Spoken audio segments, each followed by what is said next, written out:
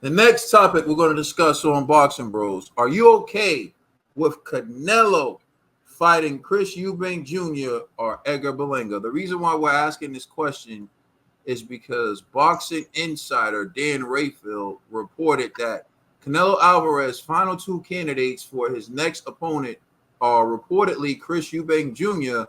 and Edgar Berlanga. And as you see, this is Michael Benson Twitter, but the source is Dan Rayfield, Boxing Insider, formerly of ESPN. So, Trill Dollar Bill, are you okay with Canelo fighting Chris Eubank Jr. or Edgar Berlanga next? Listen, everybody knows my point of view right now. When it comes to my man Saul, you know what I'm saying?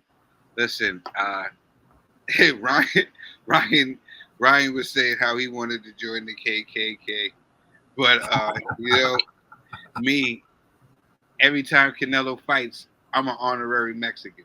You know what I'm saying? So that's how I feel. Canelo can't do no wrong to me. He did everything I've asked for him to do. He fought all the fights that I wanted him to fight.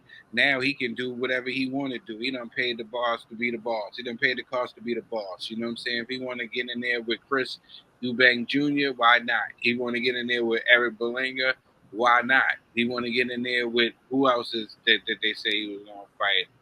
Somebody else. No matter Know, Skull or something like that. William Skull. William Skull.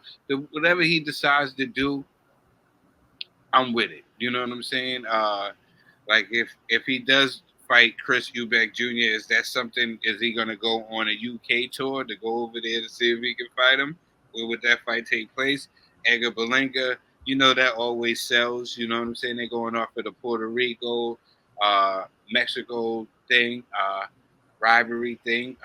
But I really don't matter. As long as I see Saul in the ring, man, I really don't care. I think he did everything we asked him to do. He done challenged himself and everything else. Right now, we're just witnessing him, secure the bag for retirement. You know what I'm saying? That's basically what we're doing. We're watching him secure the bag for retirement. You know what I'm saying? He gave us all the thrills and the action fights. Now he's just trying to put some money aside so he can live comfortably. And why not? I don't see nothing wrong with it. And I don't see nothing wrong with none of either of these fights.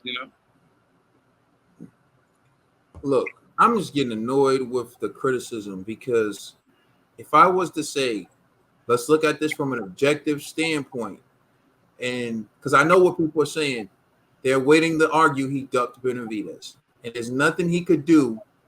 If he would have fought his mandatory, they would have said, oh, he's ducking Benavidez. Although that's his mandatory. He works a deal with his mandatory to step aside, which benefits his mandatory, and now he's looking at Chris Eubank Jr. or Edgar Berlanga, and I can hear people saying, oh, see, there he goes ducking Benavidez again. I would just ask, let's rule out all opinion for a second and look at this from an objective standard.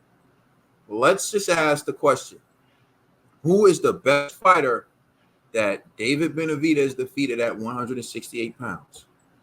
And I think most people have to conclude it was Caleb Plant, the best fighter he ever beat at 168 pounds. Now, let's ask that same question of Canelo. Who's the best fighter that he beat at 168 pounds? Well, some may argue that it was Callum Smith, right? Callum Smith was number one on every list at the time Canelo beat him. Some may argue it was Caleb Plant. Okay, let's just say it was Caleb Plant, for example. Now let's ask this question. Maybe some even argue it's Billy Joe Saunders. Billy Joe, I was about to say, Billy, a lot of people. Yeah. Maybe some even argue that. Remember, all these guys were undefeated at the time Canelo fought them. He gave them their first L. So let's just say you say it's Caleb Plant. Canelo fought Caleb Plant when he was an undefeated champion, and he stopped Caleb Plant. David Benavidez fought Caleb Plant after, and he went the distance with Caleb Plant. So even if you look at it, Canelo has beaten better opponents. And if you want to say that they have the same best opponent in common at 168, Canelo beat him first when he was champion and he took his belt. And Canelo cleaned out the whole division in less than a year. David Benavidez was at the division more years than Canelo, and he never unified. Canelo was there for 1 year. He took all the belts. So if you're going to rule this at an objective standard, you at least have to admit, right, that Canelo's been better at 160 than David Benavidez, and he hasn't been there as long. Let's move up to 175. Who has fought the better opposition at 175? Canelo Alvarez or David Benavidez? Now, Canelo Alvarez was champion at 175 for beating Sergey Kovalev. People try to discredit that victory. Okay, but he also fought Dmitry Bivol, who is currently champion and is fighting for undisputed champion against Artur Beterbiev. Dmitry Bivol is arguably the best in the division to some people. Who did David Benavidez fight? Guzek or whatever his name is. I mean no disrespect to him, but my point is that guy isn't in Bivol's class. So Canelo moves up to fight Bivol. People said he was cherry picking. People said it wasn't a good fight. Go back to what people were saying at that time. Benavidez moves up to 175, said he's done chasing Canelo. He's going to take over 175, goes in there and looks horrible, and now he makes the decision to go back to 168 and chase Canelo again. All objective standpoints show Canelo was better. Canelo has beaten better opposition at 168. Canelo has faced better opposition at 175 and has been champion at 175. Unlike David Benavidez, Canelo has accomplished what David Benavidez has never accomplished at 168 and at 175. And he's the naturally smaller man. What more do you want from Canelo? I just can't get it. You know, there's this thing. You know, they romanticize the past. They say the best always fought the best, which is true. But it didn't happen back to back to back to back to back to back to back. You do know that there were other fights in between that, right? That's how you stay active. You take a mediocre test, super fight. Mediocre test, super fight. If you keep having super fights back to back to back to back to back, you're going to have no career. You have to take mediocre fights, stay busy fights, stay active fights to keep your skills sharp. So to close this, do I have a problem with Canelo, or am I okay with Canelo fighting Chris Eubank Jr. or Edgar Berlanga? Absolutely I am.